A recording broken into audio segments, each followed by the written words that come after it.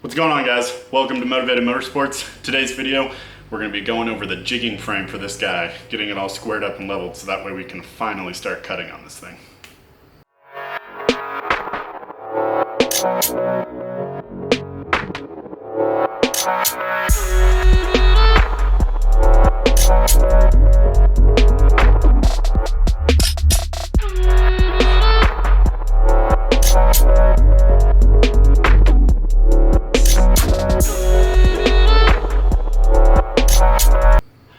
So to start off, why do I need to set this thing up on a jigging table? So for this thing, I'm going to be building my own custom chassis and doing all my own custom suspension work for it. So with all of that, I'm gonna need something that's going to be able to lay flat and be square, so that way when I'm measuring all the tubes and setting up all the chassis pieces and the suspension components, that everything is going to be square and I know it's going to be where I want it to be. Now, most of the time you can just hand measure with tape measures or with calipers or rulers, scales, stuff like that, and you can get yourself pretty close. But what I've seen a lot of chassis shops do lately is they've actually been making a jig, and then they'll run plumb bobs down to the jig, so that way they know exactly where that point is. So if you have a jig table that has a grid already laid out onto it, and you know that this point in reference to whatever tube you're doing is so many inches back, you can run a plumb bob off the front side of the tube, and then wherever that plumb bob lands, you can measure it and make sure that it's dead nuts in the center location. So that's kind of what I've done here, is I've built my own jigging table. And it's kind of a two-piece setup, which is a little bit confusing. Actually, let me show you. Hold on one second. So like I was saying, it's kind of a two-piece setup. We have one piece here. We have one piece here. So both of these tables are both 4 foot wide, or deep this way, by roughly 6 foot this way. I think it's 6 foot and 2 inches, something like that, just to kind of give me a little bit extra. Now, each one of those, the reason I've done it this way is because I didn't want to get locked in on a certain jigging table size. So this one, any chassis that I do from here on out, so for instance, if I want to ever tube chassis the S10 that I have, or anybody else's car, or any cars in the future, I have a jigging table that could be set up to where I could slide one of these back or forth, and then be able to have a jigging table that's either narrower or wider to be able to fit whatever cars I'm putting on here. So that's kind of why I've done this. In between the two, you can kind of see, let me get down under here a little bit. There are 2 platforms. You can kind of see them. It's kind of hard to see them. There's 2 kind of little runways, one right there, kind of one sitting back there. Those runways are slidable, so they can actually slide in and out this way to be able to give me any kind of adjustment that I need to be able to allow for either tires to run up over it, or to be able to allow for wherever I'm putting tubes in this way. The reason I've done it this way and didn't put a third section in there, just slide one, the same 2 sizes inside of that one, is because I wanted to be able to get any kind of transmission out. So if I have the transmission, or I have some kind of components in here that need to drop out the bottom, I wanted to allow myself room and depth to be able to get those out just in case. All right, so with this setup, this does make this a little more complicated now that I have 2 pieces in here. The reason this makes this more complicated versus a one-piece setup is that now I have to square this frame to this frame, and I have to make sure they're both level independently and level to each other. Here, one second, I'll show you why. All right, so basically, say these 2 pieces of cardboard right here represent my 2 frames that I have sitting over there. So this would be the front frame, this would be the rear frame. So now, what ends up happening is, or what will end up happening is I'll end up setting up jig lines on here. So kind of a center line probably where the axle goes, a center line of the car set up here, and then I'll do grid lines out on either side and forward and backwards. Now, the reason that you want these 2 to be square to each other is, say that this one's set up here, you have the car set up nice and square on this one, so the front axle and the front of the car is all nice and squared up on here, but you have this one slightly tilted. So this is more exaggerated, obviously, than what would end up happening. But say you have this one tilted ever so slightly like so. What you're going to end up getting is the rear axle or any of the rear tubes that you're trying to line up here are all going to be slightly crooked because you're measuring off of a weird angle. So if this point and this point and these two aren't parallel, the rear axle is going to be pointing in this direction versus the front axle in this direction, and that's not going to be good. Now, some of that, if there's just a slight amount, so say you're off just a shade, right, just a tiny bit, this one's just slightly off, you can take up most of that with adjustments in suspension. You can kind of take it up in toe and caster, camber, all those different suspension geometries. You can adjust those to be able to make up for that, to make sure that your front and rears are kind of the same. But what you can't change are the pickup points of the suspension. So say you have it way far out, all of your suspension is now moving in this plane here, where these ones are moving in this plane here, which is going to mess up all of your suspension geometry. So you want to make sure that these two are parallel to each other. Now, how do we do that? The way that I have done it, and most people typically do this, are going to be, is I'm going to measure from this point over here to this point here, and this point here to this point here. Now, these should be the same. If I have this set up correctly, these two should be the same. Now, the distance could be the same, but this one could still be offset over this way. Now, this is kind of where I make my difference a little bit, is that I know I have a good line here. I know that this and this are square. So what I can do is I can set up a square along this side that will then touch over here to make sure that this side and this side are exactly square. This side and this side are exactly square. Now, once I know that, I can adjust the depth of it here to make sure that now that I have it square, I can set it up this way, make sure that's square. Now, to check it all, a really easy way to check it all, and a lot of people are going to tell you this, is you can measure from this corner to this corner, and from this corner to this corner, and those should be exactly the same. Mine's going to be a little bit tough because I have a car sitting over this, so it's going to be kind of hard to measure from this point over here to this point, but I'm going to try it, we'll make sure it works, and then we'll get to working on the leveling of everything. Alright, so what I'm going to end up doing is I'm going to use this house framing square. So these are typically fairly square. I've actually checked it with a machinist square. It appears to be dead nuts on. So this is what I'm going to use. It's a 4-foot framing square. What I'm going to do is I'm going to take this guy right here. And again, since I know that this line and this line are square, I know that these two parts are square. I can then push this house framing square up against the edge of this guy right here, make sure it's nice and square. I can then slide this guy this way until this part here is now touching up against here. All right, so right there is about where it's going to be. Now, I can go back and I can check on this side, which you guys can't see. Slide you guys over here.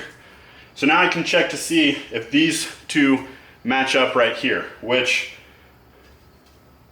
as far as I can tell, they are dead nuts on. So this right here means that this frame and that frame are going to be parallel to each other. I'll check the other side just to make sure that I don't have anything messed up. So that side and that side should match. Okay, so the next part is going to be measuring the distance from that frame to the face of this frame. Now, this one has a slight overhang on the front side of it. So technically what I need to have a measurement in between here and here is 47 inches. Now, I'm just gonna, again, butt it right up against that side over there and measure it right on the edge of the plywood right here. And I am dead nuts on 47. So that is exactly where I need to be. Again, I'll go do it on the other side, make sure that both of those are square, and we should be set. Okay, so now that I know that this side should be parallel, that side should be parallel, and the distances should be the exact same, or are the exact same, I should say. I've double checked those. I should now have something that's completely square. Now, like I said, again, you can check to make sure that you're exactly square by measuring from that corner to that corner, and from that corner to this corner. That's what I'm going to do right now, just to verify to make sure I do have everything squared up.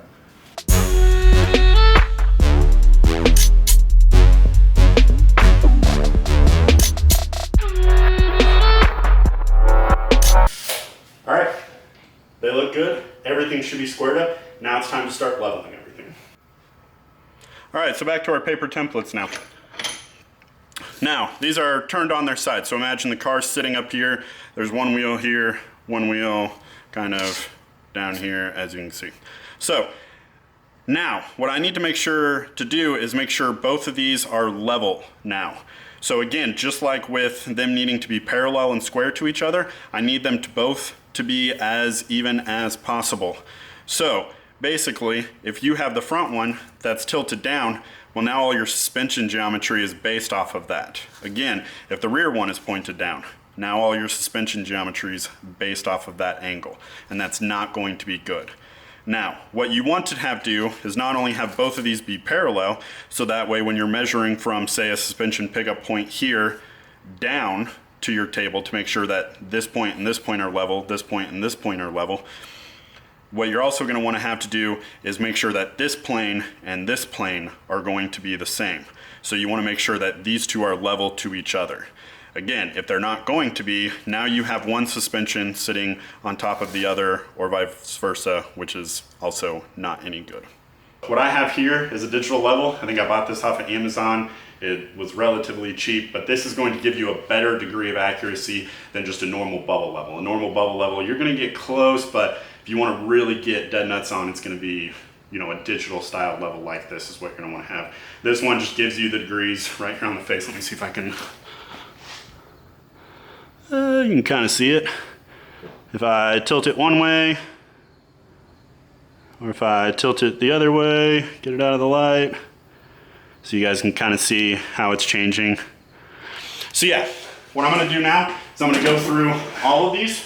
I'm going to check to make sure it's level this way, and also check to make sure it's level this way, and I'll do it for the front and the rear independently at first to make sure both of those are dead nuts on, and then I'll turn around and I'll do both of them together to make sure both of them are in the same.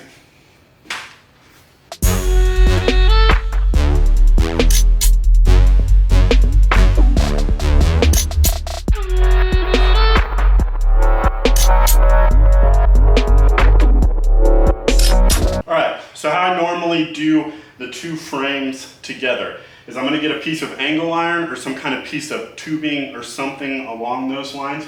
Now what that's going to get you to do is the angle or tubing or something like that is going to be a lot less likely to warp. So you're going to have a lot less bend in it, which is going to allow you to get a better understanding of actually what's going on in here. Now if you just try to use a flat piece of strap, that strap can bow like this. And when it bows like that, then you're not getting an accurate measure of what your angle is here. Now, what's going to end up happening is you're going to end up putting it on that side over there, and then you're just barely going to put it on this side over here. Now, what that's going to allow you to do is, if one side is not off, so you can kind of barely see it right here, we're pretty close on the angle of measure. So if I move this guy inside here, we're only about a degree off, maybe a little over a degree, so not that much. But what you end up seeing happen is if I put this up ever so slightly to match to where the actual bar, the angle piece, is flat along that table, I actually have about a 1/4 inch gap on this side over here. Let me show you. All right, so as you can see, it looks pretty square, right? We're sitting up against there nicely. We're sitting up against that one nicely. We're only about a degree off, which you guys can't see hardly at all, almost a degree. But what you're not seeing is if I'm able to pick this up like so, that is a gap there. And our measurement just went down almost to nothing, which means that this gap right here needs to be gone, which means either I need to raise this section or I need to lower that section.